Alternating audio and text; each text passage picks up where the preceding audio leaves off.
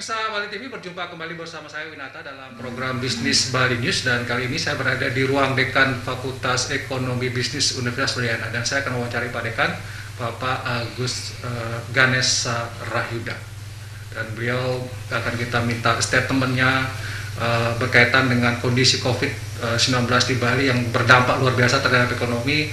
Tentu Fakultas Ekonomi Bisnis sebagai sebuah lembaga pendidikan tinggi tidak hanya dalam bidang pengajaran pendidikan, tapi juga mungkin kajian-kajian akademik. Kita akan mencoba untuk meminta pendapat beliau, kira-kira solusi bagi Bali ini seperti apa. Kita langsung sapa Pak Dekan. Om Swastiastu, Pak Dekan. Om Swastiastu. Menapi gak sehat ya? Luar biasa. Beliau ini salah satu dekan termuda di Universitas Udayana.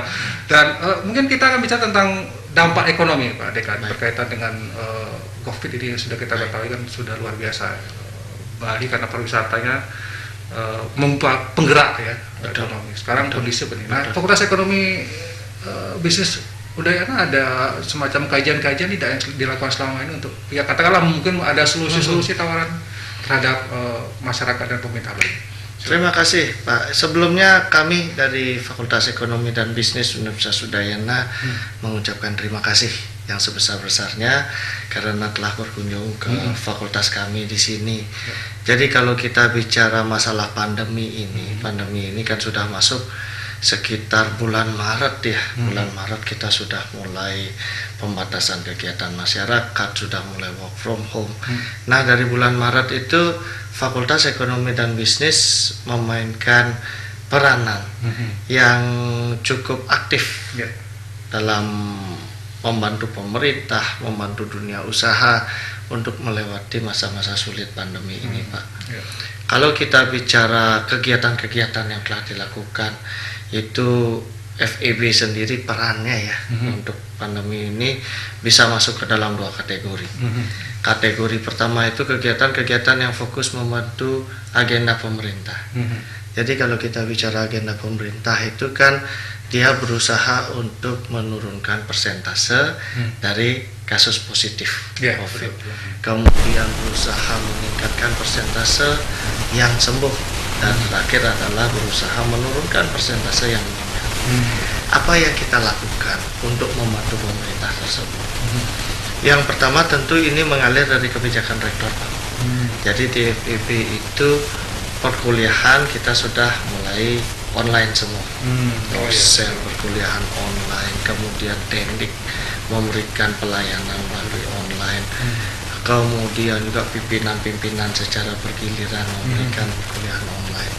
Kemudian yang kedua juga pembagian kerja, work from home. Ada yang beberapa work from office. Kemudian kita juga melakukan beberapa kegiatan peningkatan kesadaran masyarakat terkait pola hidup sehat. Bagaimana tetap menjaga jarak, memakai masker, membawa hand sanitizer, dan terakhir adalah kami mencoba memberikan masukan langsung, bukan masukan sumbangan langsung kepada RS UNUD. Waktu itu beberapa dosen-dosen memberikan sumbangan berupa APD dan alat-alat lainnya. Nah, itu agenda kami untuk membantu pemerintah dalam tanda petik flatten the curve. Jadi bagaimana titik kurva tertinggi itu ada di bawah kapasitas institusi kesehatan. Nah, yang kedua adalah tentu peran aktif untuk membantu dunia usaha dan perekonomian seperti tadi Pak bertanya tentang apa sih kajian yang kira-kira FEB lakukan.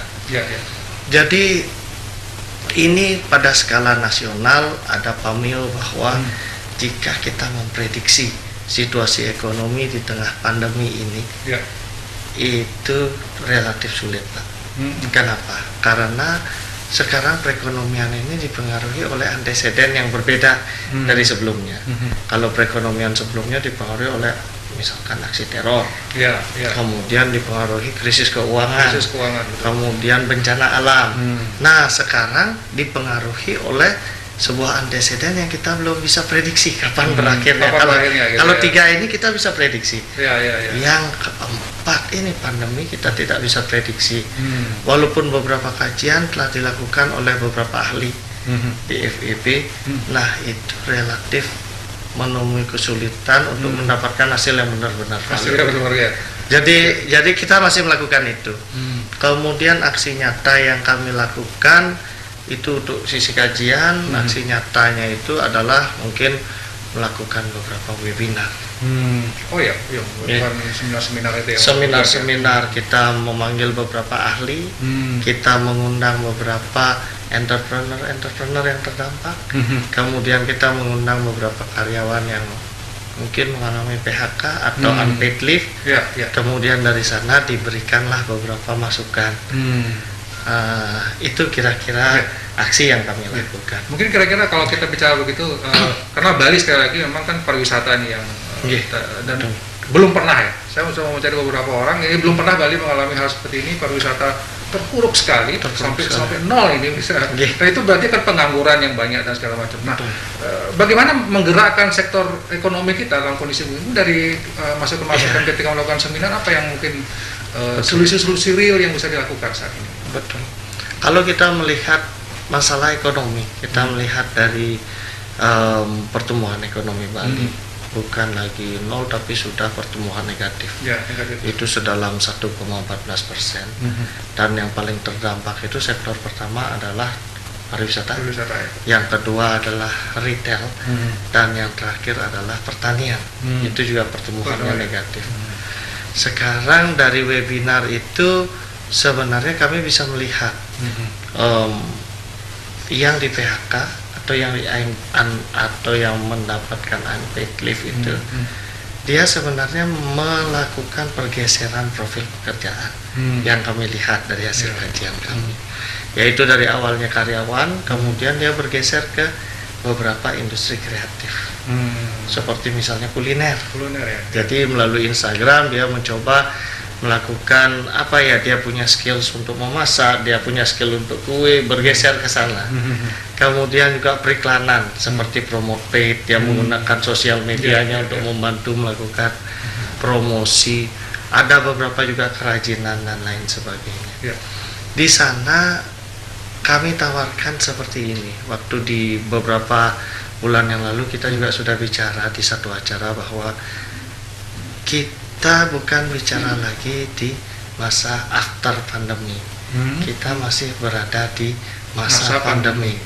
Dan di masa pandemi ini bukan untuk recovery, bukan untuk increasing the curve. Tapi di masa pandemi ini bagaimana kita bisa survive dulu. Itu kata kuncinya. Gimana kita survive dulu. Karena kalau misalnya para karyawan ini kan tidak menyangka ada situasi ini. Betul. Kemudian dia bergeser ke dalam situasi ini, panik, di PHK, dan dengan sendirinya dia mencoba survive. Apa yang kami sarankan adalah ini tidak bisa dihadapi sendiri. Kalau mereka sendiri, kasihan mereka. Betul. Kami tawarkan bahwa begitu terjadi pergeseran dari karyawan menuju ke entrepreneur di industri kreatif, bagaimana sebenarnya pemerintah bisa menyambut bola ini? Seperti apa? Seperti misalnya, di masa survival ini, pemerintah mencoba memberikan beberapa tawaran. Ini loh kira-kira industri-industri kreatif yang memiliki market yang besar di Bali. Sehingga mereka yang mempunyai skills yang kompatibel, mereka akan masuk ke sana, membuat produk atau membuat jasa, dan masuk ke dalam pasar yang disediakan. Seperti itu yang kita selalu tekankan kepada. Jadi itu bisa menjadi peran pemerintah ya untuk mengarahkan ketika masyarakat ini sudah beralih dari karyawan, kemudian masuk katakanlah industri kreatif, termasuk kuliner juga berarti. Termasuk kuliner, kerajinan yang teknologi base, yang artinya memang menggunakan elektronik, online, kemudian dia bisa dijual, kemudian desain juga, bahkan terakhir ini mulai mengarah ke musik. Mereka membuat musik-musik ringan untuk mendapatkan dana membantu yang terdampak seperti itu. Jadi mereka geser. Gitu. Jadi bergeser itu dan mungkin pemerintah bisa mengambil peran di sana. Yes. Ini menarik. Tadi disebutkan tentang kita tidak bisa sendiri dalam menghadapi kondisi seperti itu. Betul. Berarti apakah kita harus semua ini saling memperhatikan satu dengan yang lain, bergotong royong? Karena sekali lagi kita hanya bertahan saja sampai kira-kira memang ditemukan gitu ya, ditemukan vaksinnya atau pastian kapan ini akan selesai, kan begitu berarti. Betul. Nah, betul. apakah kita punya modal tidak untuk melakukan sistem gotong royong ini? Kita punya. Sebenarnya dalam sebuah sistem inovasi itu dikenal istilah triple helix. Jadi triple helix itu adalah penggabungan atau kerjasama yang terjadi antara akademisi atau institusi pendidikan yang memberikan hasil-hasil kajian kepada pemerintah. Pemerintah yang membuat regulasi untuk dunia usaha. Sehingga jika ketiga elemen itu melakukan kerjasama, saya yakin di masa survival ini masyarakat Bali bisa terdongkrak. Dia memiliki daya ungkit. Tapi tidak lagi kita terfokus pada pariwisata. Jadi dari beberapa statement pemerintah itu mengatakan banyak sekali kebijakan bagus yang sudah dilakukan pemerintah. Kita tidak bisa menutup mata itu. Dan bahkan terakhir Pak Gubernur bilang bahwa sekarang penyangga ekonomi Bali tidak bisa pariwisata saja. Tapi ada pertanian dan industri kerajinan. Nah, industri kerajinan kan salah satu industri kreatif. Namun ekonomi kreatif itu ada banyak poinnya. Kita punya modal untuk itu, Pak. Kita punya beberapa ahli, baik dari kesehatan, baik dari engineering, baik dari ekonomi, untuk melakukan kajian model seperti apa yang terbaik, setor kepada pemerintah dengan respon yang cepat, membangun model untuk selamat dari masa pandemi ini, diberikan ke dunia usaha maupun masyarakat yang terdampak. Itu juga berarti mungkin agak sulit kita akan mendongkrak perekonomian, pertumbuhan ekonomi.